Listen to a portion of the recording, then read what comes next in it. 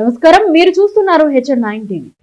గత కొన్ని సంవత్సరాలుగా ప్రారంభోత్సవానికి నోచుకోక ప్రజలకు ఉపయోగపడకుండా పెండింగ్ లో ఉన్న నుడా పార్క్ ను ఉపయోగంలోకి తీసుకొచ్చేందుకు నెల్లూరు పార్లమెంట్ సభ్యులు రూరల్ ఇన్ఛార్జ్ ఆదాల ప్రభాకర్ రెడ్డి ప్రత్యేక దృష్టి సారించారు. ఈ నేపథ్యంలో ఎంపీ ఆదాల ప్రభాకర్ రెడ్డి ఆదేశాల మేరకు గురువారం Nellore Vijaya dairy chairman Kondreddy Rangareddy, NUDA chairman Mukkala Dwarakanath, Nellore నగర mayor Potluru Sravanthi Jayavardhan, AMC chairman Pernati Koteswar Reddy తదితరులు నెల్లూరు రూరల్ నియోజకవర్గంలోని 19వ డివిజన్లోని అన్నమయ్య సర్కిల్ సమీపంలోని నుడా పార్క్ ను స్థానిక డివిజన్ నాయకులు పచ్చరవి, వారాల లక్ష్మీనారాయణ, కొండేటి శివారెడ్డి, వేలూరు శ్రీధర్ రెడ్డి, క్లస్టర్ అధ్యక్షులు ముడియాల రామిరెడ్డి, కొండేటి రఘురామరెడ్డి, జల్లికుమార్ తదితరులతో కలిసి సందర్శించి క్షుణ్ణంగా పరిశీలించారు. పార్క్ లో అసంపూర్ణంగా మిగిలి ఉన్న ఇంకా అభివృద్ధి చేయవలసిన పనులను ఈ సందర్భంగా పరిశీలించారు. పార్కు స్థితిగతులను ఎంపీ ఆదాల ప్రభాకర్ రెడ్డికి అక్కడి నుండి విజయ డైరీ చైర్మన్ కొండ్రెడ్డి రంగారెడ్డి ఫోన్లో వివరించారు. పార్కును డెవలప్ చేసి ప్రజలకు అందుబాటులోకి తీసుకొచ్చేందుకు ఏ అభివృద్ధి కార్యక్రమాలు అవసరమవుతాయో ఆ పనులను యుద్ధ ప్రాతిపదికన పూర్తి చేసి అందుబాటులోకి తీసుకొచ్చే విధంగా చర్యలు చేపట్టాలని ఎంపీ ఆదాల ప్రభాకర్ రెడ్డి సూచించారు. ఈ సందర్భంగా నుడా చైర్మన్ ముక్కాల ద్వారకానాథ్ మీడియాతో మాట్లాడారు. ఈ కార్యక్రమంలో కార్పొరేటర్ తాళ్లూరు అవినాష్, వైఎస్ఆర్సీపీ సీనియర్ నాయకులు పాసం శ్రీనివాస్, యేసునాయుడు, పిండి సురేష్, బెజవాడ మేఘనాథ్ సింగ్, ఏకసిరి శరత్చంద్ర, కువాకొల్లు బాబ్జీ యాదవ్, దారా వంశీ, కార్పొరేషన్, నుడా అధికారులు, సిబ్బంది, స్థానిక వైఎస్ఆర్సీపీ నాయకులు పాల్గొన్నారు.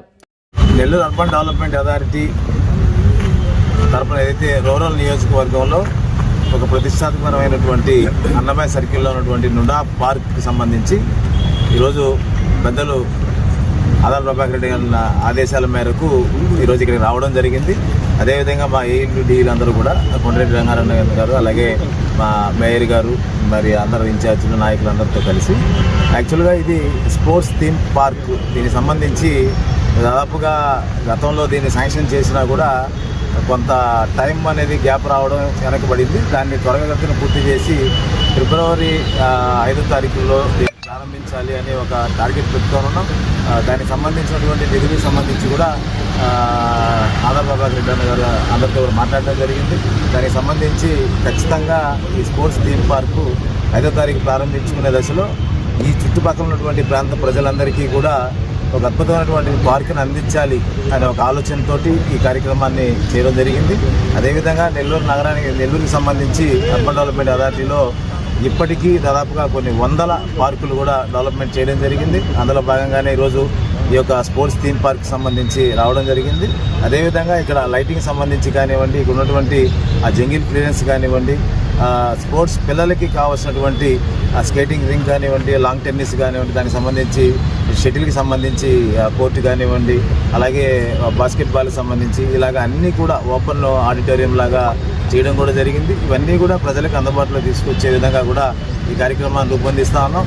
అదేవిధంగా ఏదైతే పెద్ద నగరాల్లోనే అందుబాటులో ఉన్నటువంటి ఒక పార్క్కి సంబంధించి మనం ఏదైనా తీసుకున్నప్పుడు అక్కడ ఆ పరిసర ప్రాంతాలకు సంబంధించి అక్కడ ఒక హైజీనిక్ ఒక రెస్టారెంట్ లాగా పెట్టాలని ఒక ఆలోచన చేయడం, దానికి సంబంధించి పెద్దలు రంగారెడ్డి అన్న గారు కానివ్వండి, మన ఎంపీ గారు కానివ్వండి, వాళ్ళ ఆలోచనలు కూడా పెట్టాలని.